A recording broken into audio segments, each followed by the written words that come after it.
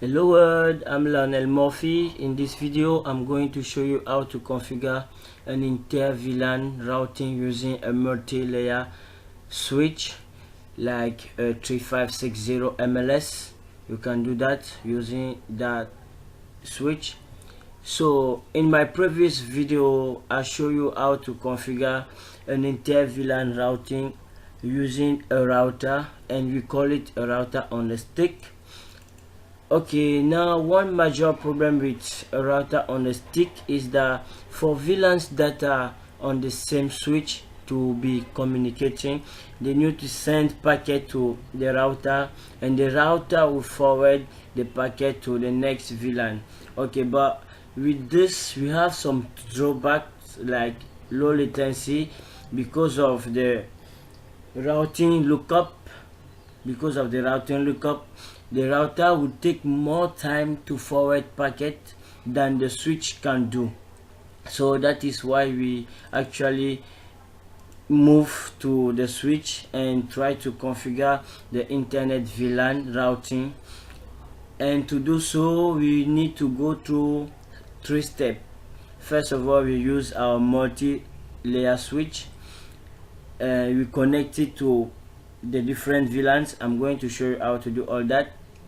And the first very step here will be to create and assign VLANs to the ports, to the different ports.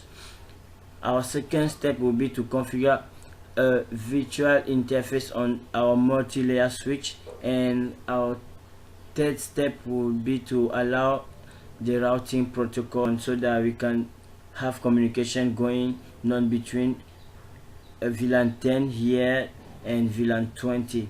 So let's go to our multi-layer switch and try to configure and create our VLANs. So I'll come to my cache line interface. I'll go to the global configuration mode, config interface. I'll select interface by range like I did in my previous video. Interface range, fast Ethernet 0 from 1 to 5. I'll assign them my VLAN 10. Okay, so you can see that right here I just assigned my port F0/1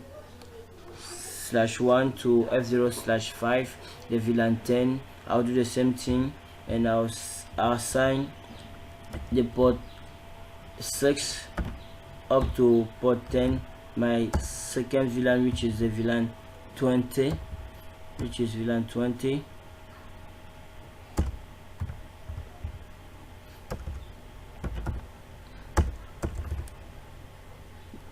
So I've created my 2 VLANs. Let's do show VLAN to verify that. Okay, you can see that I just create VLAN 20 and VLAN 10. Here we have VLAN 20 and we have VLAN 10 with port fast Ethernet 0 up to fast Ethernet 5 assigned to it. So that is our first step to do. Our second step is to come to the switch and create a virtual interface. Why do we need to come to the switch and create a virtual interface? Is for us to allow communication between this VLAN and this VLAN. Right here, if I try to ping from this PC, I try to ping this PC, you will see that the communication is not going to be possible. But for this PC to ping this one, the communication is going to be possible. So that is basically why we need to configure a switch virtual interface. Ping 192. Let's try it so that you see clearly what I'm doing. 192.168.2.1.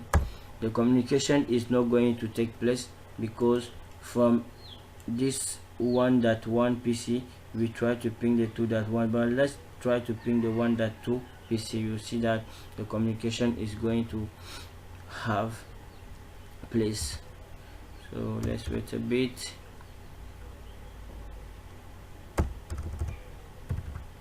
All right, okay, you see what I'm talking about. Okay, the communication is going on. So let's go to our switch and try to solve our problem now. So we go to the configuration mode. Basically what we are going to do is that we need to allow packet to cross the switch and gets to the next VLAN. So we are going to create a gateway here, and for us to have a gateway here, we will say that interface VLAN 10, interface VLAN 10, IP address 192.168.1.255.255.255.255.0. No short. I'll do the same thing. Interface VLAN 20,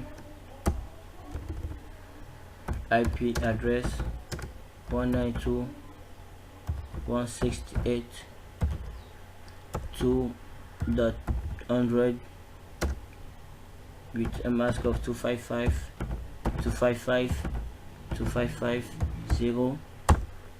No short. Okay, that is that. And our third step is to allow IP routing protocol going on. So let's get out from here and go to the configuration mode, conf t.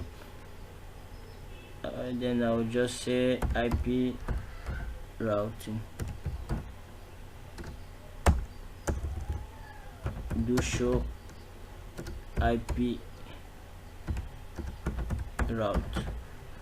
You can see that we have our two network here, VLAN 20, VLAN 10 network. We have them here directly connected to our device. So normally what this means is that we can now have communication between one VLAN to another VLAN. So if I try to ping from this VLAN, normally I'm supposed to reach this VLAN. So from PC2 on VLAN 10, I'll try to ping PC2 on VLAN 20, ping 192.168.2.2. Let's wait a bit.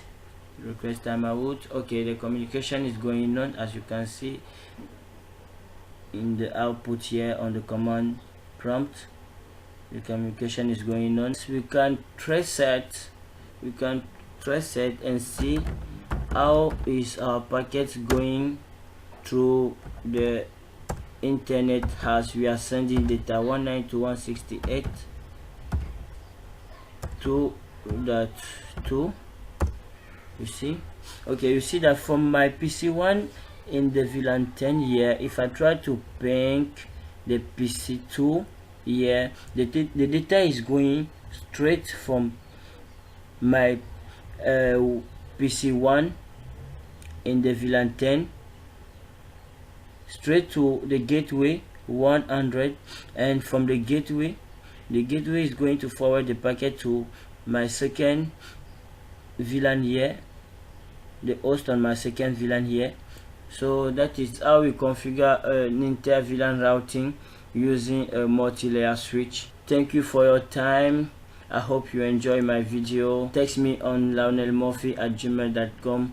check out my videos and leave your comment on YouTube. Thank you very much guys. See you soon. Bye bye.